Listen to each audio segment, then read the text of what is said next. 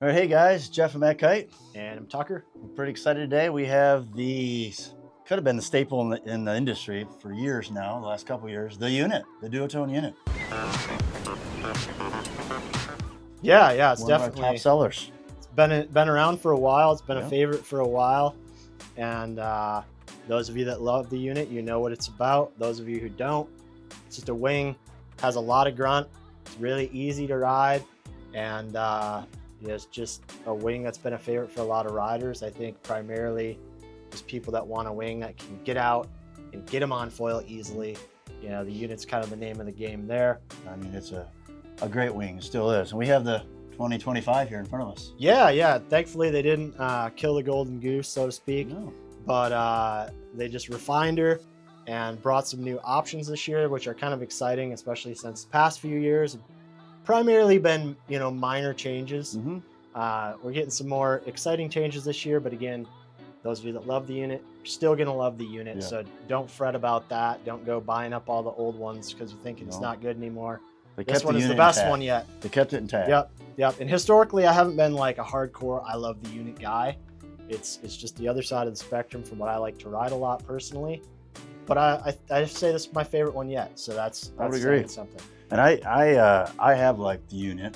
I think I've said in other videos, the sizes, I like them in the larger sizes. Yeah. I think size 5 and above for myself, the units are really good for our summer breezes, those lighter winds. It's just like you pull and go. Yeah.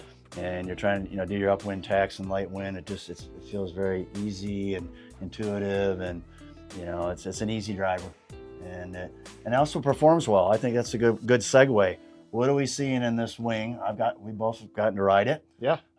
Did you want to start with the changes and get into ride quality? Yeah. Let's just first. knock out the changes first, and then we'll go into what that's done for us in riding it and the experience. So first thing, you might notice this wing looks a little weird. It doesn't look like a D-Lab. It doesn't look like a standard unit. This is the SLS version. So you'll have a little bit of Aluula here. You see the fancy the goldy color in the middle there, where it takes the most stress. It needs the most rigidity. So it makes sense. If you're going to use Aluula sparingly, that's where it goes. I think that really works well. The rest of the wing gets the SLS material treatment, which is the they call this Penta TX. Is that what we call this? Mm-hmm. So that is a really light, stiff material as well. And a lot of our favorite wings feature that. Mm-hmm. I think it's a really good blend of weight, stiffness, and performance. Mm-hmm. So a lot of the brands are using that. And I think that was a really smart move for Duotone to not just use a little scrap of Aluula and then say the rest of it Dacron, it's fine. If you're going to pay a little bit more, you want the whole frame to be upgraded. You want the whole frame to be lighter, stiffer, and that's what they've done. So you have this really nice blended mixture here between the D-Lab and the Dacron. So if you don't need a super stiff ultra light wing that's expensive at the D-Lab end, you also don't want just your basic traditional construction. This really meets in the middle. You get most of the benefits of Aluula and that lightweight feel and stiffness, and also the price meeting kind of in the middle. Yeah, quite a bit. I mean, for me, I'm all into the SLS personally. Really stoked on it. We'll talk about that more, but good solid middle ground. Yeah, three options this year. So they do still have a standard, SLS, and then D-Lab in the premium area. The SLS is also only available in one colorway, which is their Code Blue. This is their kind of eco-friendly green, construction. There's less dyes in the fabric. Some of the choices they're making are recycled plastics. The bladder material is made out of a less plasticky, something else that's supposedly better. So that's a cool story. I think it just looks great. I love the performance of it. And the rainbow thread is a pretty cool little touch here. I don't know if you guys can see that or not, but the thread is kind of like this rainbow color that sort of changes as it goes throughout. So rather than just having a plain white wing, it adds a little bit of flavor, which is pretty cool. I think it looks great. And another change you can see right in front of us. Obviously. The option. We have the option. The bridge. Yep. We have the option this year of the boom or the handle. And so you're kind of seeing this offering in other brands too. you know, kind of seeing a little bit of a increase in the boom options for wings. Yeah. But this one in particular, you can ride it either way. And so it has the attachment. I've ridden the boom and I've ridden it with the handles. So the handles, obviously, they didn't change the handle length of the previous unit. Still got that longer addition. And then obviously the back handle. But again, I think, you know, the unit's got a really nice shape to the handle. It's kind of oblong, so you don't get a lot of hand fatigue. You know, I think that shape is kind of nice. It can be personal preference, but I think in the shop, a lot of us tend to like the handles that aren't just perfect circular, but have a little bit of a oblong shape to it where you can rest your hands on there. Yeah, it's a real ergonomic shape. It's Yep. real clean. Yep. You know, there's nothing to get snagged on a leash or anything like that. Just smooth, great pistol grip. Yeah, the pistol grip's there. Maybe not quite as exaggerated as some others, but you know, it does the job well for sure. So I think that's something that is a change, that you can get it in either one. And I believe they sell these. You have to make a choice when you make the purchase, if you're going to go with the boom, or and we have our, you know, loyal boom lovers, and then or if you're going to go with the handles. So Yeah, and technically they're sold without either. Yeah, either one. You're You have to making the make a choice to go without, add a boom, or add handles. I should also note these are different than previous generations. So you can't put old handles on this. You can't put these handles on the older wings. Completely new system. So that's something to be aware of here. You can't upgrade your old ones by slapping a boom on them or anything like that. This is a new system, so be aware of that. We do have little covers. You see one without, one with. This is what that fitting looks like without the cover, without a boot handle on it. So it's just a screw that goes into there, locks in. You want to kind of wiggle it into position, tighten it down.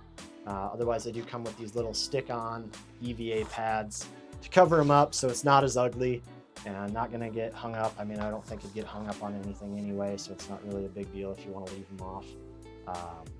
But it does look a little cleaner with the pad on there. How about ride quality? You want to get into that? Yeah. I mean, quick on the changes? handles. No, go ahead. So we have a straight boom here, angled a little bit forward. The handles are a little different. We have an angle in the front and a kind of a straight angle on the back. On the So handles. it does index your wrists a little bit more inward with the handles. So that is a reason why some people might like the handles over the boom. Some people like the boom for one-handed riding, freestyle maneuvers. Also, just if you want something that's a little lighter weight or more simple, 2 screws, done.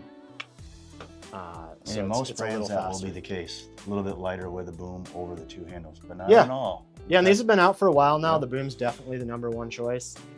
Most popular option that I've seen in the sales anyway, but there are still those handle lover people out there that are going to prefer the other ones, whether it's for packability or just for that indexing of their wrist. Or And the difference between the boom and the handle and the real estate isn't much.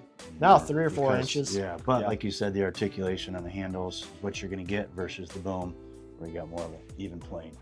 There might be a little bit of but pretty much. Yeah, at the end of the day, they're pretty similar. Yeah. You know, it's just what you prefer, and they're the same price. So, you know, really just make your decision. No real bad choice.